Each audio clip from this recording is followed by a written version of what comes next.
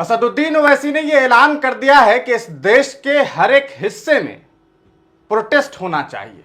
शायद वो ये कहना चाहते हैं कि जिस तरीके से सीए और एनआरसी के वक्त में हिंदुस्तानी मुसलमानों ने अलग अलग राज्यों में, अलग अलग जिले में, हर एक हिस्से में प्रोटेस्ट किया अपने हक और हुकूक के लिए, यकीनन असदुद्दीन ओवैसी ये कहना चाह रहे हैं कि अब वक्त की ज़रूरत ये है कि इस देश के हर एक हिस्से में आंदोलन होना चाहिए। आंदोलन इसलिए क्योंकि आपसे आपकी ज़मीनें न छीन ली जाए, आपसे आपकी मस्जिदें न छीन ली जाए, आपसे आपके मज़ारात मकबरे न छीन लिए जाए।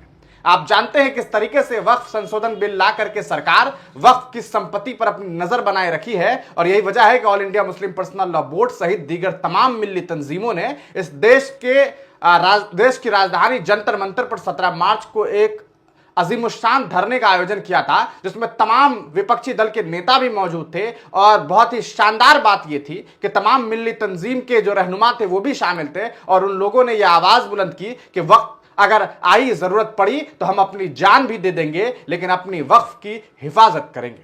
और इस बीच असदुद्दीन ओवैसी उस कहा सकता है धरना प्रदर्शन के बाद जब हैदराबाद पहुंचे और वहां जब वो मस्जिद में खिताब कर रहे थे, तालाब कट्टा की एक मस्जिद में खिताब कर रहे थे, इस दरमियान मस्जिद के अंदर से उन्होंने ये ऐलान कर दिया कि अगर आज आवाज नहीं बुलंद की गई, आज अगर हम सड़कों पर नहीं उतरे, आज अगर हमने प्रदर्शन नहीं किया, तो आने वाले वक्त में ये लोग यूसीसी भी लेकर के आएंगे और इस तरह के कानून बनाने की कोशिश करेंगे जिसके जरिए सीधे तौर पर मुसलमानों के हक और हुकूक को छीनने की कोशिश होगी, उनके मुस्लिम पर्सनल लॉ पर हमला होगा। सुनिए असदुद्दीन ओवैसी क्या कुछ कह रहे हैं। कानून ला रही है कि मैं फिर से अल्लाह के घर में फैल कर कह रहा हूं, इनका मकसद एक ही है, मस्जिदों को छीन लो, दरगाहों को छीन लो, खानकाहों को छीन लो, कब्रस्तानों को छीन लो, इवाक्यू वक्फ प्रॉपर्टीज को छीन लो, वक्फ बोर्ड में इलेक्शन खत्म करके गैर मुस्लिम को और इनके झुलझलों को अपॉइंट करके वक्फ की जायदादों पर अपने जालिम लोगों को बिठा,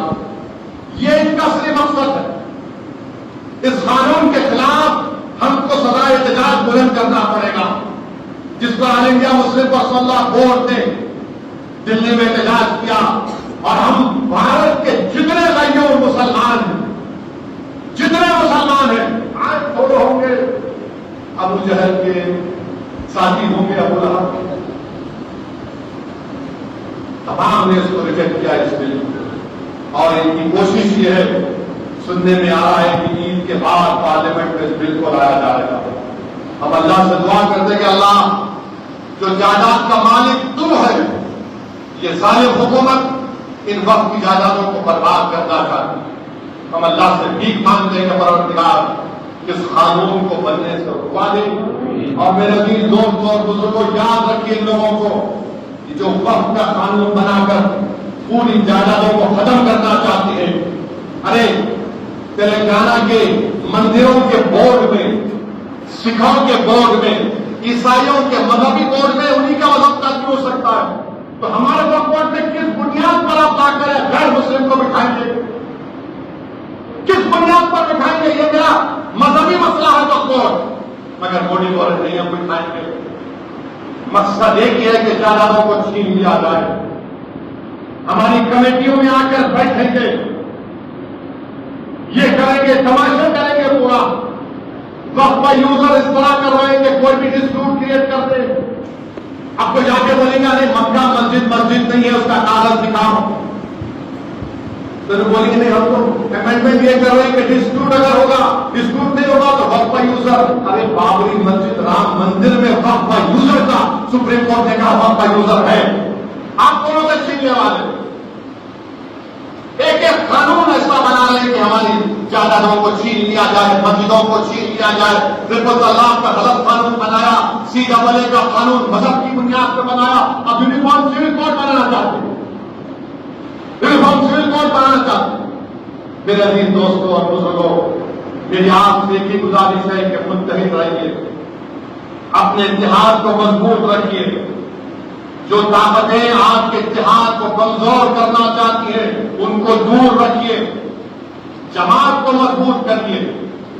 ये इनफरादियत, शख्सियत कोई चीज नहीं है। मजलिस इत्तेहाद और मुस्लिमीन आपकी जमात है, सालों से मजलिस इत्तेहाद और मुस्लिमीन आवाम की खिदमत करती आई है, और इन तमाम लोगों के एक ही तकलीफ देती है कि आखिर क्या बात है कि केरल में मुस्लिम लीग और सरजमीन दखन पर मजलिस इत्तेहाद मुस्लिमीन है, कैसे उनको रोका जाए। जिस तरह हमारे मुल्क के दीगर रियासतों में हमको तकालीफ का सामना करना पड़ रहा।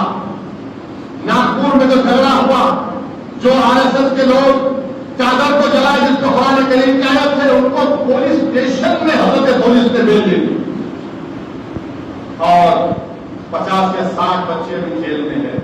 और चीफ मिनिस्टर बोल रहे जो साजिश की उनकी खबर खोल दूंगा। अरे जो करे तो नहीं दिख रही आपको, आप ही के बयान की वजह से हुआ ना, आप ही के शहर में।